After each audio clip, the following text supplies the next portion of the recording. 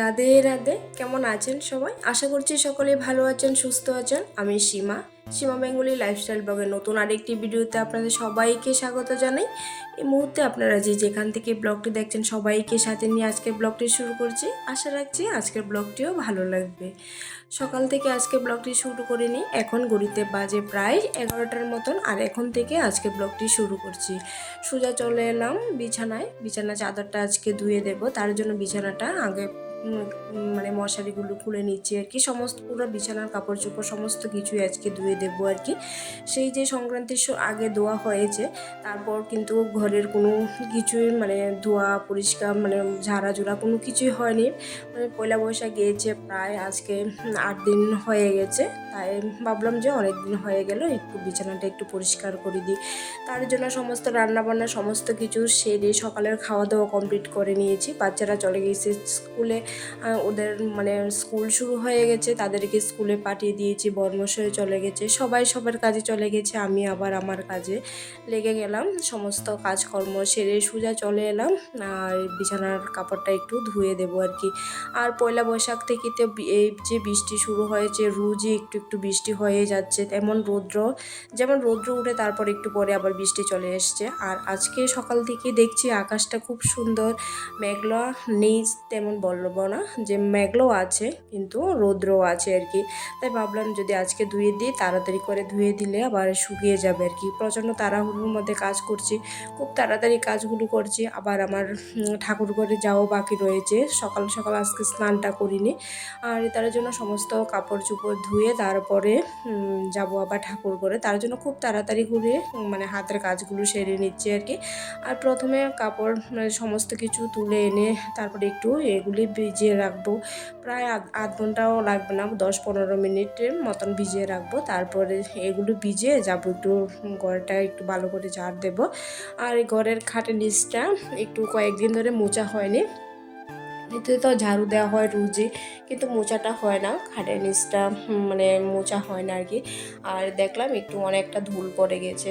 আর যেহেতু ছেলে একটু খেলাধুলা করে, আর ঘরে একটু কাগজের মানে একটু কাগজ টাগজ কাটাকাটি করে, আর সমস্ত কিছু চলে যায় খাটের তলায়। আর খাটের তলায় সমস্ত ধুলা যেন খাটের তলায় চলে যায়, প্রচণ্ড বাতাস দেয় তো, আর সমস্ত ধুলা চলে যায় খাটের তলায়।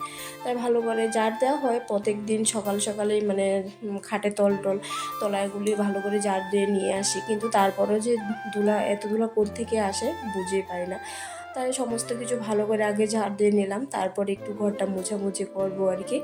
আর বাড়িটা একদম ফাঁকা, ছেলে মেয়েরা চলে গেছে স্কুলে। আর অনেক দিন ধরে ওরা বাড়িতে ছিল।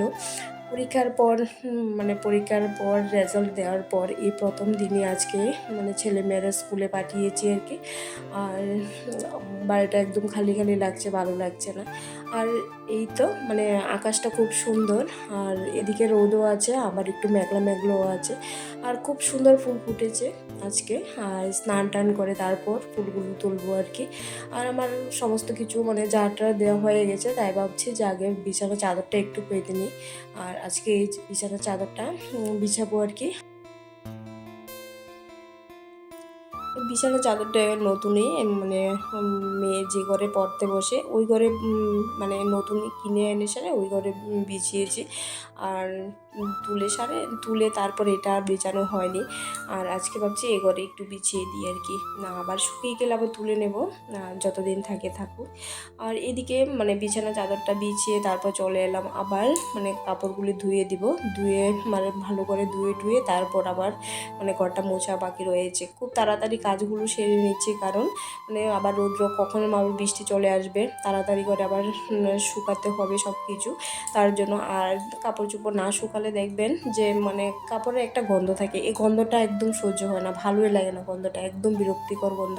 তাই ভাবছি যতটুকু মানে তাড়াতাড়ি সম্ভব ধুয়ে তাড়াতাড়ি রৌদ্রে দেবো, আর তাড়াতাড়ি শুকিয়ে যাবে আর কি। যেহেতু বেডশিটগুলো একদম হালকা মানে শুকিয়ে যাবে। আর মশারিটা একটু ভারী, মানে একটু ভয় লাগছে মশারিটা শুকাবে কিনা। দেখা যাক পাতলা করে মেলে দেবো, শুকিয়ে যাবে এমন একটা ভাবনা চিন্তা আছে যে আজকে শুকিয়ে যাবে। আর বৃষ্টি এখন মনে হয় না আসবে, আর প্রচণ্ড মেঘলা হয়ে আছে আর কি। আর যেমন মেঘলা তেমন রৌদ্র বললামই তো। আর এখন কাপড় চোপড়গুলো একটু মেলে দেবো। মেলে টেলে তারপরে আবার সোজা চলে যাব, আমার ঘরটা মুছবো।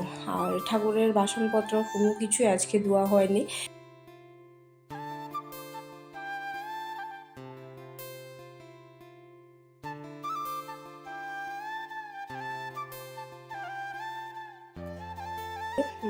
কাপড়টা ছেড়ে চলে গেলাম সোজা রান্না করে, যেহেতু ছেলেমেয়েরা স্কুলে যাবে তাড়াতাড়ি করে রান্না করে তাদের টাইম মতো স্কুলে পাঠাবে। মানে প্রচণ্ড চাপ, মানে স্কুল শুরু হয়ে গেলে যা হয় আর কি, ছেলে মেয়েদেরকে খাইয়ে আবার রেডি করে মানে পাঠাতে পাঠাতে অনেকটা সময় হয়ে যায়, তার জন্য খুব তাড়াতাড়ি করে রান্নাটা সারতে হয়। যাই হোক, সমস্ত কিছু সেরে আবার চলে এলাম, ঘরটা একটু ভালো করে মুছে নেব। আর রোজ রোজ তো মোছা হয়, তারপরে খাটের তলাটা মানে মুছতে একটু অসুবিধা হয়ে যায়, আর খাটের তলাটা মুছে নেব আর কি। আর মুছে তারপর আবার স্নান টান করে আবার চলে যাব মানে ঠাকুর ঘরে আর কি।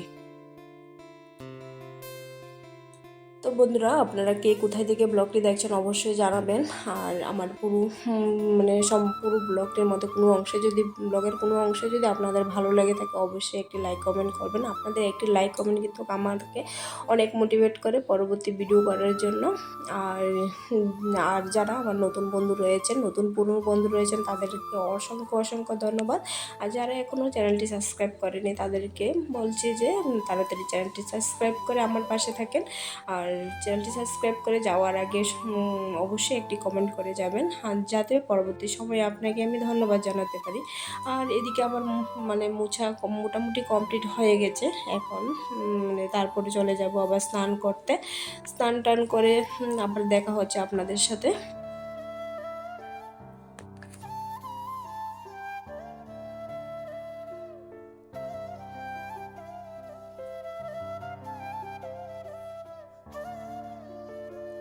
এই তো স্নান টান করে সোজা চলে এলাম ঠাকুর ঘরে। আর এক বালতি জল যে এনেছি ঠাকুরের বাসনগুলি ধোয়ার জন্য নিয়ে এসেছি। আর বারে মানে কলে পারে যেতে ভালো লাগে না, তার জন্য এক বালতি জল নিয়ে এসেছি, এখানে বসে ধুয়ে নেবো আর কি। বাসনগুলো অবশ্যই এখানে ধোয়া হয়, এখানে বসে ধুয়ে নিই। আর আমার বাসন ধোয়া কমপ্লিট হয়ে গেছে, ঘরটা মুছে নিয়েছি আর ফুলগুলো পেরে নিয়েছি। খুব সুন্দর ফুল ফুটেছে, আর আমার এক গাছের ফুল দিয়ে আমার পুজো হয়ে যায়। আর এই গাছের মধ্যে না অতগুলা ফুল ফুটে, কি আর বলবো, অনেক রকম মানে অনেক সুন্দর সুন্দর ফুল ফুটে, পিঙ্ক কালারের ফুল, খুব সুন্দর লাগে ফুলগুলো। আর এক গাছের ফুল দিয়ে আবার পুজো হয়ে যায়। আর যদিও মানে ফুল আছে, ফুল গাছ আছে, লাল জবা, রক্ত জবা বলুন, তারপরে জবা ফুলের মধ্যে 3 রকমের জবাই আছে। একটা আছে গোলাপি, এখন যে পেরে নিলাম গোলাপি কালারের জবা। তারপরে একটা আছে না ঘিয়া কালারের একটা জবা, এটাও আছে। তারপর লাল জবা আছে, তারপরে মানে হাজারো পাপড়িওয়ালা একটা জবা আছে। তারপরে আবার নীলকণ্ঠ ফুলও আছে। মানে এগুলো দিয়ে আমার বাড়ি থেকে মানে কোথাও যেতে হয় না ফুল তোলার জন্য, আমার বাড়ি থেকে ফুল তোলা হয়ে যায়, আমার ঠাকুরের কাজটা হয়ে যায়। মানে ঠাকুরের জন্য অন্য কারো বাড়ি থেকে ফুল তুলে আনতে হয় না। আর যদিও আগের শাশুড়ি মা থাকতে মানে সকাল সকাল তিনি হাঁটতে যেতেন, তখন ফুল নিয়ে আসতো আর কি। আর তখনই তো অনেকগুলো ফুল হতো। আর এখন মোটামুটি বাড়িতে যেগুলো ফুল আছে সেগুলি আমার হয়ে যায়। এই তো আমার পুজো দেওয়া মোটামুটি কমপ্লিট হয়ে গেছে। মানে পুজো টুজো সেরে একটু আরাধনা করব, তারপর আবার দেখা হচ্ছে আপনাদের সাথে।